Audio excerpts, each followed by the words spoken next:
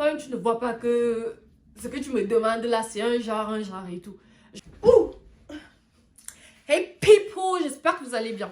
Moi, c'est Laken Paola, bienvenue sur ma chaîne YouTube. Et aujourd'hui, ladies and gentlemen, je reviens avec une autre story time. Parce que voilà, l'époque où j'ai fini de raconter mes bails n'est pas encore révolue, ok?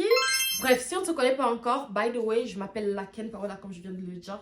Et je fais des vidéos sur les soins capillaires, l'hygiène et je vous raconte mes erreurs pour vous éviter les mêmes conneries que moi. Donc si vous n'êtes pas encore abonné, abonnez-vous. Ça me ferait très plaisir de vous avoir parmi mes abonnés.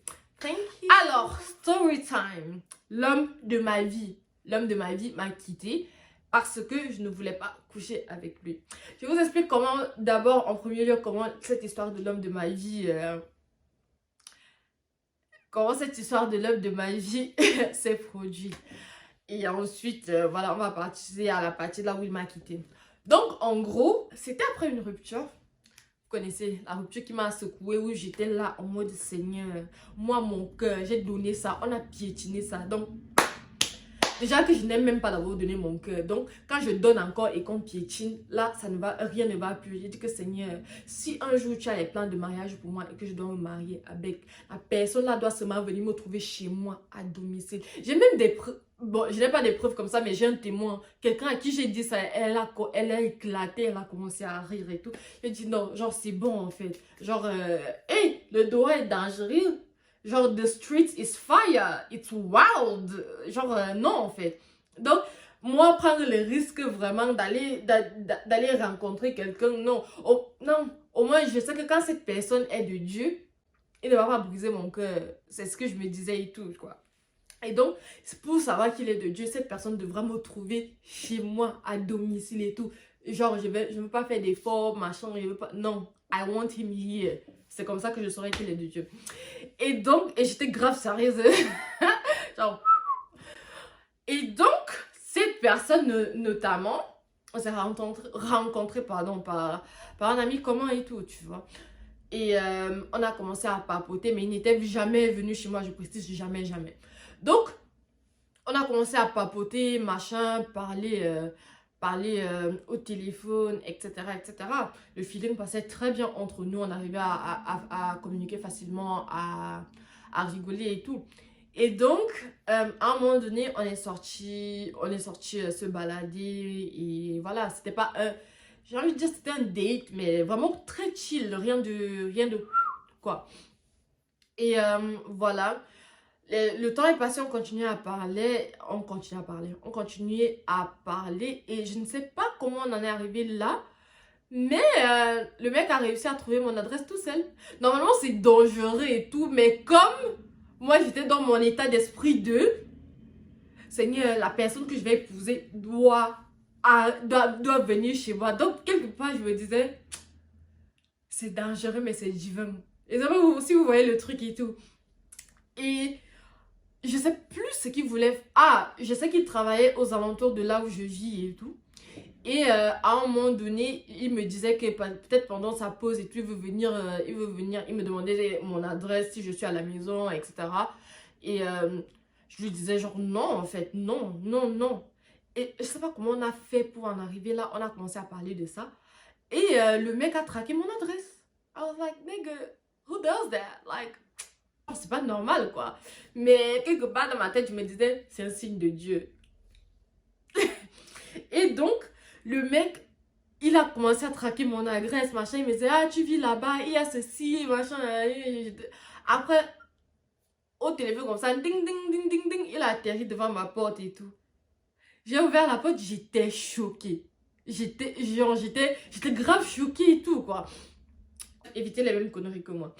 Et donc, quand il a trouvé mon adresse comme ça, je me suis dit, ok, ça a l'air intéressant, mais ça ne suffit pas. J'ai continué à prier pour cette histoire.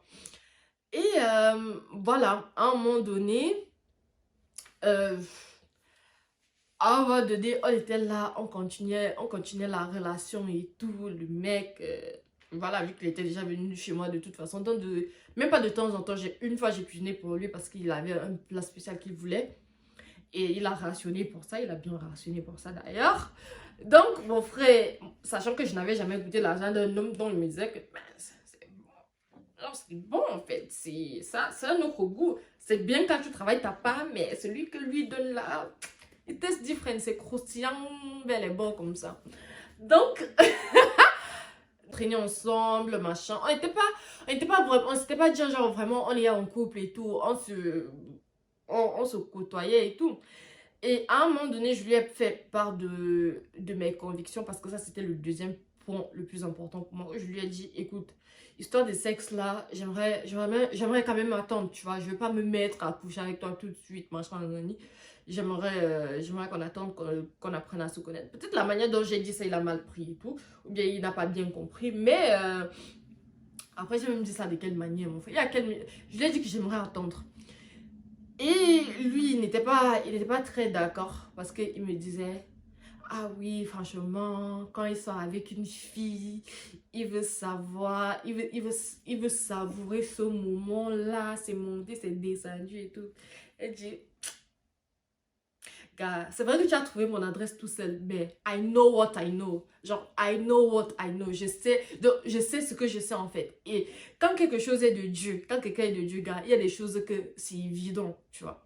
Donc, après, les gens peuvent faire semblant, hein, mais ce côté-là, pour moi, c'était décisif et tout. Genre, si tu n'es pas prêt à attendre, I'm sorry. Même si j'ai eu tous les signes de la vie et tout, quoi. Et donc, c'était quand même dommage, ça m'a quand même quelque part fondu le cœur, mais quand on s'est séparés à cause de cette histoire. Le temps est passé, on a réessayé une deuxième fois, il n'était pas prêt à céder et moi non plus. On avait toujours des discussions du genre, oh, qui a dit ça? Est-ce que Dieu a vraiment dit ça dans sa parole? Est-ce que c'est Dieu qui a créé le sexe? Oui, Dieu a créé le sexe, mais il a créé le sexe dans un cadre. Donc, oh, machin, nani, est-ce que Dieu a vraiment dit ça? Et moi, quand il me disait que, est-ce que Dieu a vraiment dit ça? Vous connaissez l'histoire de Adam et Ève là? Ça m'a grave rappelé ça, ça me donnait des vibes de Dieu, genre jardin d'Éden, des vibes de serpent en fait. Je ne dis pas qu'il était possédé ou pas, mais ça me donnait des vibes bizarres. Genre en mode, moi il t'a dit quelque chose que pour moi c'est une conviction, c'est un principe, c'est important et tout. Toi tu me dis, est-ce que Dieu a vraiment dit ça? Mais tu lis ta Bible, tu la lis comment en fait? Et donc, voilà, au final, la relation n'a pas marché.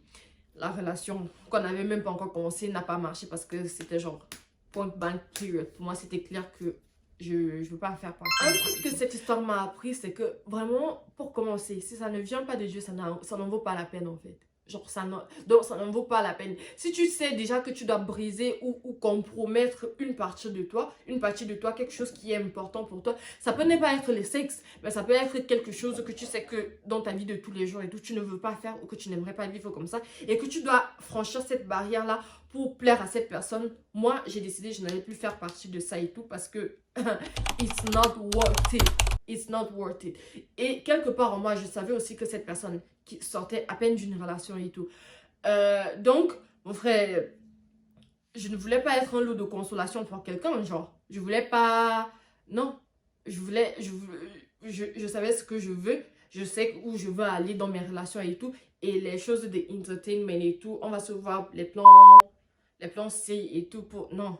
J'étais pas intéressée par ça.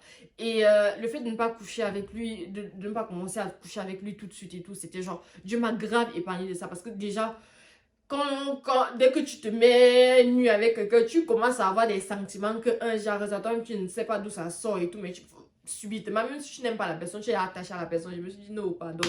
Donc ça m'a grave donné la liberté en fait de pouvoir discerner quoi, de pouvoir discerner ce qui était de Dieu et ce qui n'était pas de Dieu. Et malgré le signe entre guillemets que je vous ai raconté au début, franchement non, ce n'était clairement pas de Dieu quoi. Et le fait de ne pas coucher avec lui, bah ça m'a évité ça.